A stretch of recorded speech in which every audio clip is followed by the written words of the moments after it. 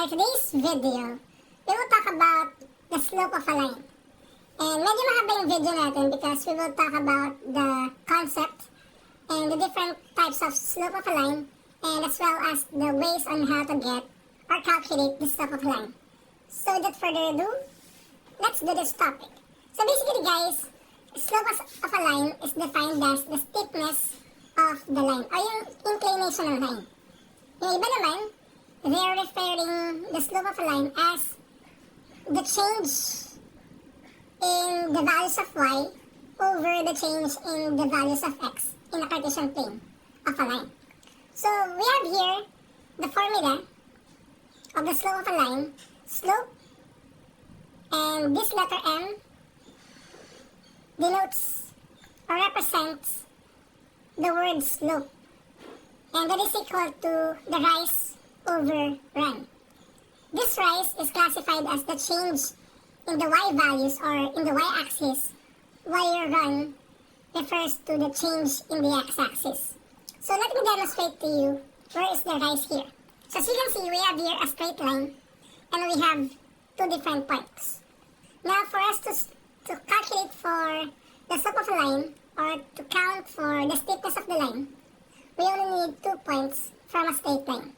So here, as you can see, going up, we have here this 1, 2, 3, 4, 5 units. This one is your rise. Because it is known as the change in the y values or in the y coordinates of a line. Next, this one, this part here up to here, 2, 3, this is your run. So in this case guys, we can calculate the rise, we can calculate the slope using this formula, and ito yung pinaka-concept ng ating slope of line. So let's continue with the next concept of a line. We have here the different types of slope. So meron tayong different types of slope. Actually, 4 yan. Yung una natin is yung tinatawag nating positive slope. Simple description lang. Pag sinabi natin positive slope, it is a straight line or it is a straight line that rises from left papuntang right. So, tandaan nyo lang buti. It rises or tumataas siya from left to right. Ibig sabihin nito guys, kapag nakakita kayo ng ganitong klaseng line, yung makakalculate yung slope is automatically a positive slope. Okay? If meron tayong positive slope, definitely, meron din tayong negative slope. Yung negative slope natin is yung blue one. Ito. So, ano yung simple description natin dito? A slope with a negative slope, a line with a negative slope, ang pinakakanyang slant ay it rises from right. Pansin nyo mabuti itong blue na to mababa siya sa right at umangat siya papunta sa left. So it rises from right to left.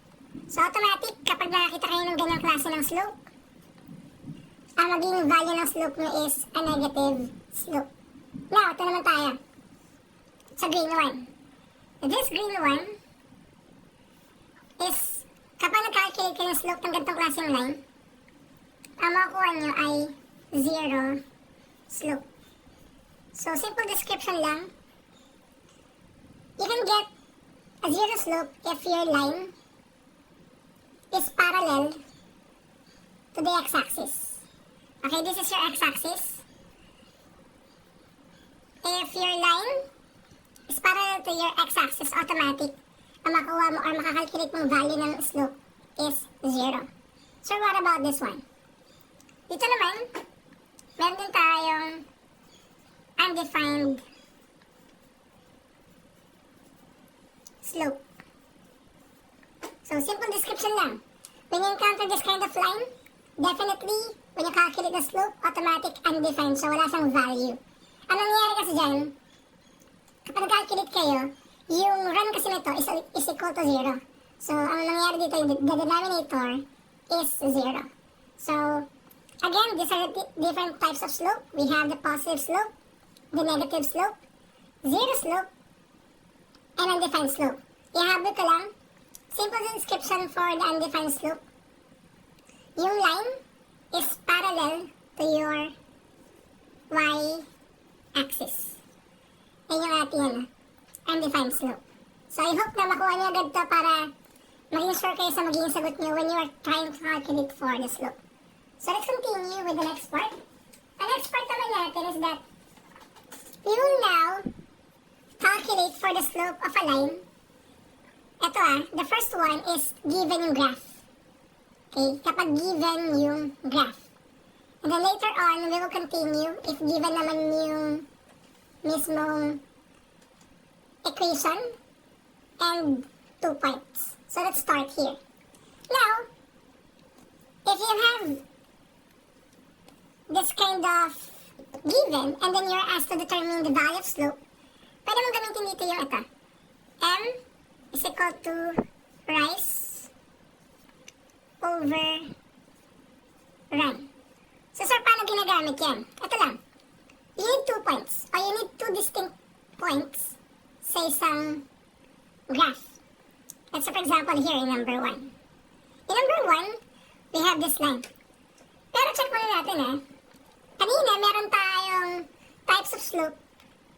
And as you can see, this line rises from right to left. So we will expect that the value of slope here is negative.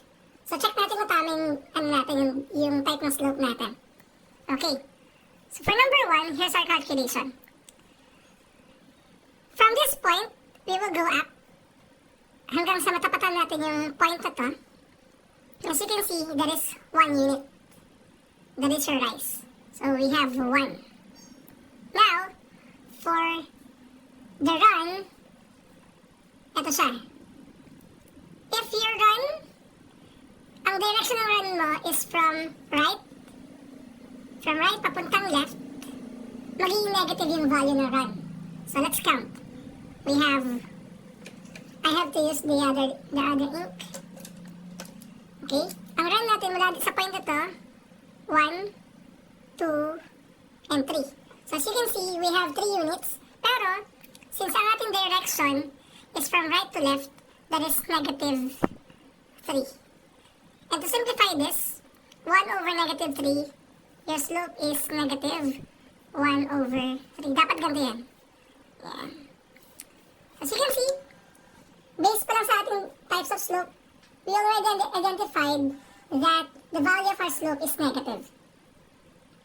Okay, let's continue. This is number 2. For number 2 naman, look at this line. This one is a positive slope. Ngayon, check natin kung paano. Yung iba nang ginagawa nila, nagbabase sila sa y-axis. So, they will count here pataas. So, count tayo. 1, 2, and 3. Yan yung ating rise. For the run naman, as you can see, yung run natin, ang direction niya from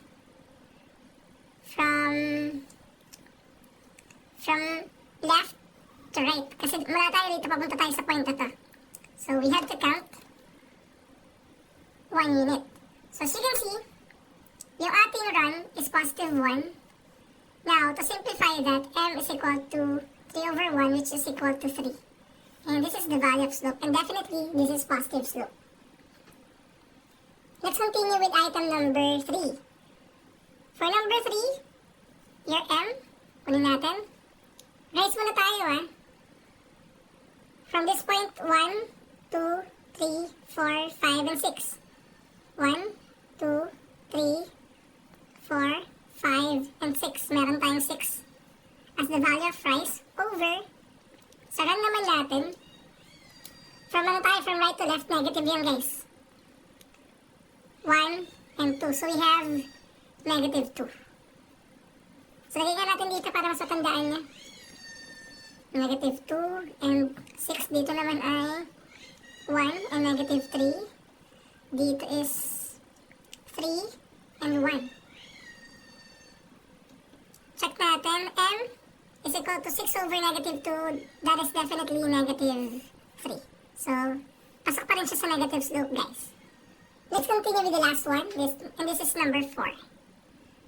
So, let's calculate for the slope. Okay, from this point, up here, 1, 2, 3, 4, 5, 6, 7. So, we have 7 units for the rise. For the run naman, we will count from this point up to the here, 1, 2, 3. So, we have 3. So, run now is equal to 3. And we have a positive slope. Okay? So, I hope guys na nakuha na itong ano natin, yung ways natin on how to calculate for the value of slope if given yung graph.